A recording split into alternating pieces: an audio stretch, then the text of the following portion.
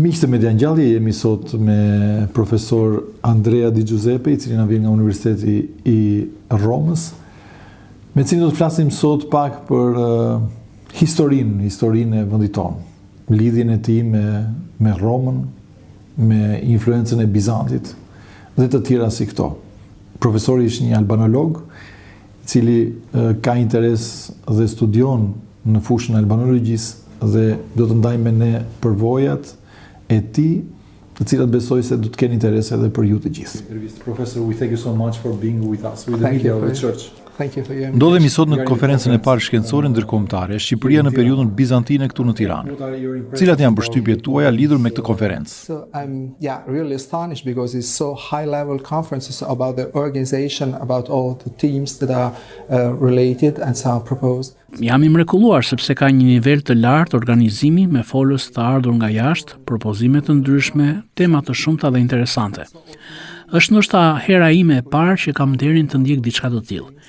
Në fakt, kjo konferencë përbën një risi studimore për studiuesit, prandaj edhe unë shpreh mirënjohjen time Kishës Ortodokse Autokefale të Shqipërisë për organizimin e këtyre aktiviteteve, si dhe Akademisë së Shkencave në Shqipëri e gjithë institucioneve të tjera të përfshira.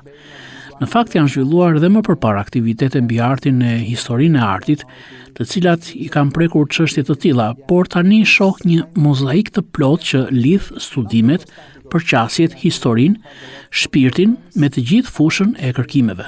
Këtu përfshihen pjesë studimore nga brenda Shqipërisë dhe fusha e studimit jashtë territoreve shqiptare, dhe kështu bëhet I mundur dhe promovimi jashtë I Shqipërisë. Linking ourselves, our studies, our minds and our experience, our histories with all this wide open field of search. And so, I hope that it will be the starting point for a new consideration inside the land, inside the land of Albania, and then outside, because we need also this to be recognizable also for this field of studies also abroad. Professor Andrea, you study about the art also, the art and Profesor, ju studioni artin në përgjithësi dhe historinë e artit shqiptar në veçanti. Pra jeni një albanolog. Çfarë ju tërheq më shumë te kjo fushë? Albanology. Yeah. What is impressive about this? What do you find on your studies? So kind of you to label me as an albanolog. So I'm a researcher. Faleminderit që më quajtë albanolog. Jam përkushtuar kësaj fushë dhe të dhënave të saj. Në Shqipëri kam ardhur kur kam qenë shumë I ri, 18-19 vjeç, por gjërat kanë ndryshuar në këto 30 vjet. Herën e parë që erdha si shtetas italian, punoja në universitet atëherë dhe pash njerëzit, vendin, trashëgimin kulturore të rrënjosur kaq thellë në kohë. Dhe popull tanë që janë kaq të ngjashëm e në të njëjtën kohë të ndryshëm, çka shumë interesante për studim. I work in a university. I can see here by people and by the landscape, but also by the heritage that is so common root, deeply intersected, intertwined. But we are so for some reason we are so similar but so different. So it is very tricky, it is very attractive, these things. And so, because there's so in-depth variety. Brenda këtij varieteti gjërash, ne kemi të njëjtin det Adriatik, e të njëjtat përqasje mesdhetare në histori, kulturë, por me trajektore të ndryshme përgjatë rrjedhës historike të vendeve tona. Madje edhe në Itali, në Rom, kemi ndikime të Bizantit, por dhe në pjesën jugore kemi rënoja antike shqiptare, por edhe një konsiderat të fuqishme dhe të thellë të trashëgimisë bizantine. Sot jo vetëm për qëllime studimore, por edhe në mënyrën e jetesës, sidomos në disa fshatra, vëmë re të njëjtat sjellje. Është e bukur kur vjen nga Italia dhe shet diçka të ngjashme me vendin tënd, si dhe diçka shumë të ndryshme. Njerëzit që vijnë nga Italia shohin ngjashmëritë që na bashkojnë dhe veçoritë që na bëjnë unik. Shoqëria në tërësinë e saj ka veçoritë e veta, por dhe ngjashmëri me kulturën italiane, siç janë ndikimi I kulturës bizantine, frazat otomane, e gjitha kjo tepër interesante në kompleksitetin e saj. To recognize something that is very common and something that is very different. So And so, yeah, so the society as a whole, and quite for generalization, you can sect a lot of different things, and so you can maybe be resembled in something in Italian culture, in Byzantine culture, that is to say, without any doubt. And then we have all these Ottoman traces. So it's quite attracting, yeah, all this complexity. In Albania, recently, there is debate about... Në Shqipëri, kohët e fundit ka një debat rreth rrënjëve të civilizimit tonë. Nëse ne jemi romak, ilir apo grek nga prejardhja. Ju çfarë keni zbuluar nga studimet tuaja? Cilit qytetërimi përkasin rrënjës shqiptare? Or we are from ancient and the Greeks, the Romans, and so on. What have you found from your studies, Professor?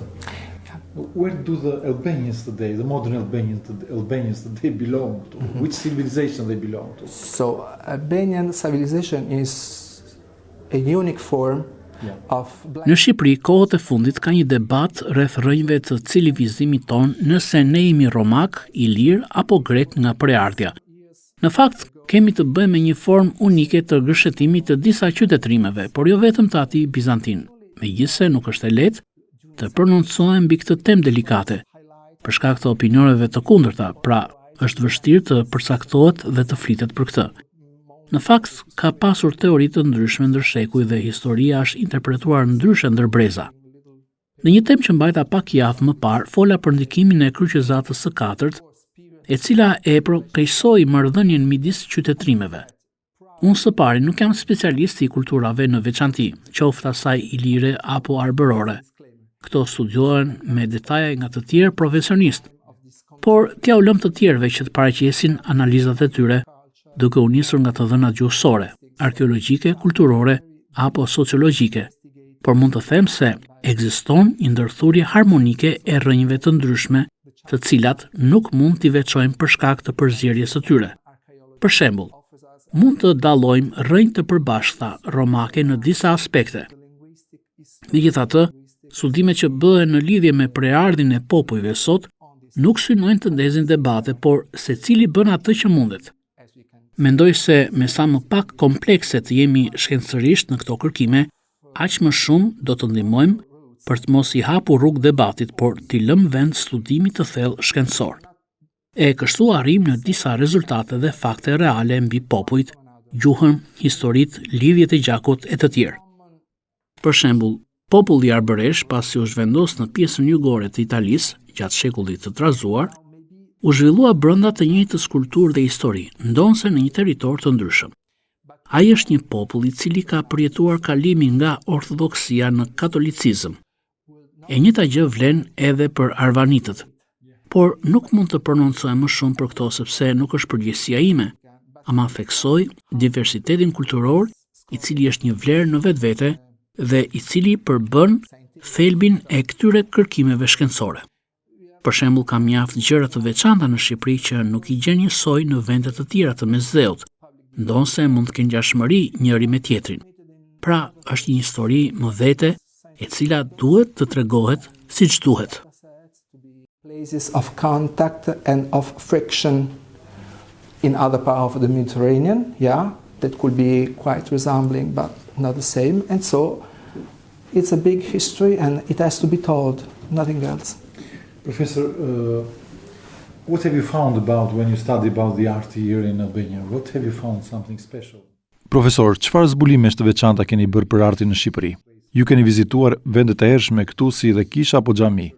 Çfarë mund na thoni diçka të veçantë që zbuluat? Seen as a special that it belongs to this land. So, I visited a lot of places. I spotted the most that I could. As you know, a lot of places. So we have. Po, vizitova plot vende në Shqipëri dhe pash përpjekjen e madhe të kishës ortodokse autokefale të Shqipërisë për të rigjallëruar dhe për t'u dhënë jetë, e jo vetëm për të restauruar vendet e shenjta. Ka shumë kisha në vende të tjera që ndodhen larg qytetit, por nuk ka njerëz në to nga që nuk mbahen hapur. Trashëgimia artistike është dëmtuar ndër shekuj nga faktorë të ndryshëm fizik, historik, politik, tërmetet, pushtuesit apo regjimi ateist gjatë shekujve, dhe tani merremi vetëm me pjesëza të vogla që kanë mbijetuar nga kjo trashëgimi. Në pjesën jugore gjenden më shumë monumente. Në pjesën veri qendrore gjejmë rrënoja arkeologjike të cilat na kanë ndihmuar të bëjmë zbulime të reja në vitet e fundit. Zbulimet ende vazhdojnë. Prandaj duhet këmbgulje studimore për të lidhur me njëra tjetrën informacionet që tashmë dihen dhe ato që mësohen nga zbulimet. Ashtu si në Itali edhe në Shqipëri, trashëgimia nuk është vetëm historike, kulturore, fetare apo artistike, por është e ndikuar dhe nga faktorë të jashtëm shkatrues. E them me siguri këtë se edhe në Itali kemi vende të jashtëzakonshme, por shumë delikate që duhet kujdes për t'i ruajtur ashtu siç janë të paprishura. Duhen përpjekje për t'u fokusuar në mirëmbajtjen e tyre. Para ca kohësh po shkruaja për një kishë të vogël jo larg Tiranës, e cila u zbulua në vitin 2007, por ajo u përmbyt më vonë nga lumi ishëm, i cili doli nga shtrati dhe shkatroi gjithçka, dhe nuk mundëm të vazhdonim kërkimet aty. Sigurisht që nuk mund të fajsojmë dikën në këtë rast, por megjithatë duhet kujdes. Gjithashtu pikturat murale në veri dëshmojnë për ndikim katolik, por përmbajnë edhe konceptin bizantin. Për pozicionin dhe vendin e tyre ishte diçka mjaft e kombinuar. So inside the church, for architecture, for disposition, for topicality, everything. And so you see that in this very period, it was something very combined. Professor, how is it known the Byzantine influence? Si e interpreton perëndimi influencën bizantine në Shqipëri sipas studiuesve? Scholars today. How it is Relating known? Albania? Yeah. Regarding the Byzantine times. So the problem is that, it's not well known. Yeah, thank you for this question. So the problem is that unless we do not have, so we speak of corpora, that is in Latin word that you see various corpus, that is. Nëse flasim për përmbledhje shkrimesh, po ka të tilla dhe studime mozaikësh. Thufan Popa ka pasur gjithashtu një rol të rëndësishëm në ruajtjen e trashëgimisë fetare, por tani kemi më shumë burime për të analizuar. Për 60 vjet nuk mundëm të avanconim me studimet tona, se ishte ndaluar të shkelnim këto vende. Shumë pak mbeti e ruajtur, prandaj edhe shumë pak studime janë botuar gjatë këtyre viteve, si ai i Viktor Niktiç Lazarev, që shkroi mbi pikturat bizantine, dhe në vitin 1958 në Shqipëri, Viktoria Puzanova edhe Max Velo ishte në dieni të shumë gjërave, por nuk mund të shkruante gjë. Në 1967 botoi në italisht një manual ku ai përfshiu pikturat murale në pak rrjeshta. Shkroi për vende të ndryshme, por nuk përmendi Shqipërinë. Askush s'mund ta imagjinonte këtë, sepse nuk kishim shkëmbime midis vendeve tona në 35 vite. Nëse nuk kemi instrumente analize si libra, websajte, dorëshkrime, pra një tip korpusi e të tjerë, ne mund të bazohemi vetëm në atë çfarë kemi nga bibliografia. Gjithashtu, nga Dhorka Dhamo, dim vetëm për disa vende të shkatruara. Kemi shkrime mbi afreskët në përkishat shqiptare, por nëse mbledhim të gjithë të dhënat së bashku, mund të studiojmë tërësinë e mozaikut. Nëse nuk kemi fakte shkencore në dorë, nuk mund të vazhdojmë analizat studimore. Without having at least a starting point in a scientific form. Professor, the last question is, you mentioned today in your topic, you mentioned a famous name, but for me first time. Profesor Andrea, ju përmendët një emër të njohur në temën tuaj, Dimitri Progoni. Kush ishte ai dhe cili ishte roli i tij diplomatik midis Romës dhe Arbanonit në vitet 1216? 16. Who was this person, this Dimitri Progoni? Yeah, I'm not a specialist, only to have an idea. Yeah, I was intrigued by the point that in these very years, for the first time, he was a landlord. He was based in Kruja, and he was, because a dynasty by 4 fathers and son.